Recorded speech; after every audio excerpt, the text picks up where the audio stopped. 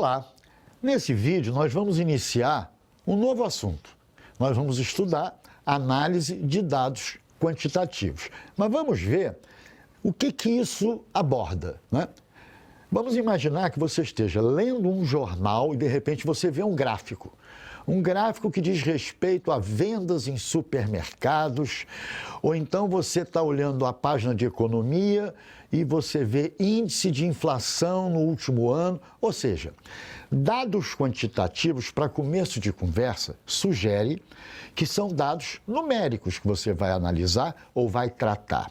E a análise de dados quantitativos é exatamente quais são as técnicas que eu uso para analisar dados que são importantes para mim no meu dia a dia, por exemplo, e são dados numéricos.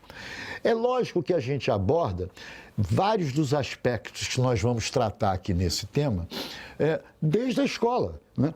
Hoje em dia, inclusive, as crianças, até no ensino fundamental, já têm noções de economia doméstica, de matemática financeira, né? De economia de uma maneira geral, do marketing, como é que ele tenta a gente para o furor de comprar.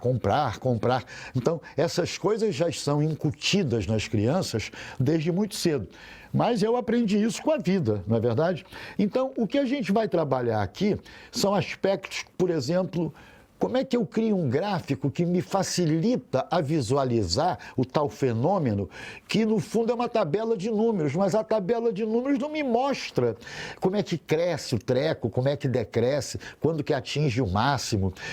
Por exemplo, quando você vê um gráfico de pizza, aquele gráfico famoso, né, de fatias de uma pizza, poxa, você visualiza rapidamente o que significa as percentagens de participação, né, no total daquele fenômeno que você está avaliando. Moral da história, nós vamos mostrar agora, nos nossos slides, quais são os tópicos que a gente vai abordar passo a passo. Vamos então ao slide. Por exemplo, no primeiro módulo, o que a gente vai estudar? A gente vai estudar o que a gente chama de ferramentas de análise de dados. Por exemplo, como é que eu coleto os dados? Como é que eu arrumo numa tabela? Como é que eu agrupo dados, né? Como é que eu represento graficamente esses dados? Então, nós vamos ver uns conceitos preliminares e depois vamos ver os vários tipos de gráficos e alguns aplicativos têm esses gráficos de graça para a gente, vamos chegar a ver isso. Muito bem, no segundo módulo, a gente já vai olhar o lado, entre aspas, mais estatístico do tratamento dos dados. Quer dizer, você tem um conjunto de dados, por exemplo, um exemplo bobo, numa turma, a altura dos alunos. Tá.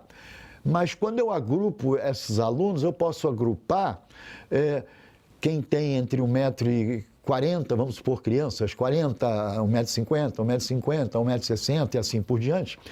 E eu posso querer representar através de algum número aquela totalidade. Nós estamos falando em média, nós estamos falando em mediana, nós estamos falando em moda, que são coisas que hoje se estuda na escola, que são o que a gente chama as medidas de posição.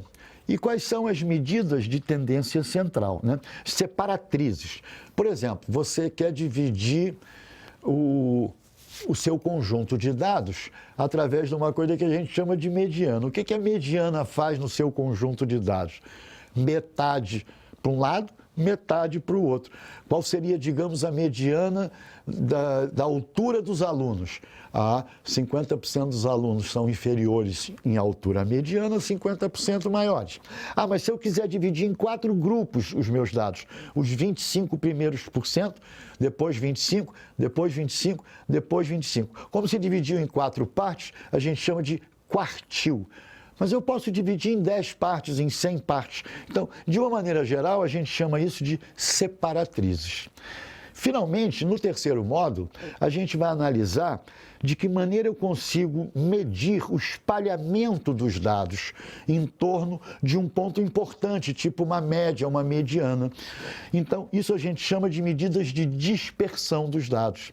Então, a chamada variância e desvio padrão, olha que nomes interessantes, variância, o quanto os dados variam em torno da média. O desvio, quanto eles se desviam da média.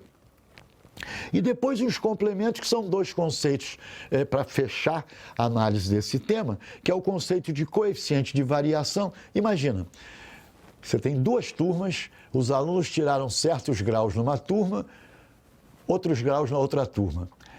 Como é que eu posso medir qual é a turma que teve um melhor resultado, né? Vamos supor que eu tenha a média na primeira turma, a média na segunda turma, mas olha que só a média não significa grandes coisas, porque o espalhamento dos graus também é importante.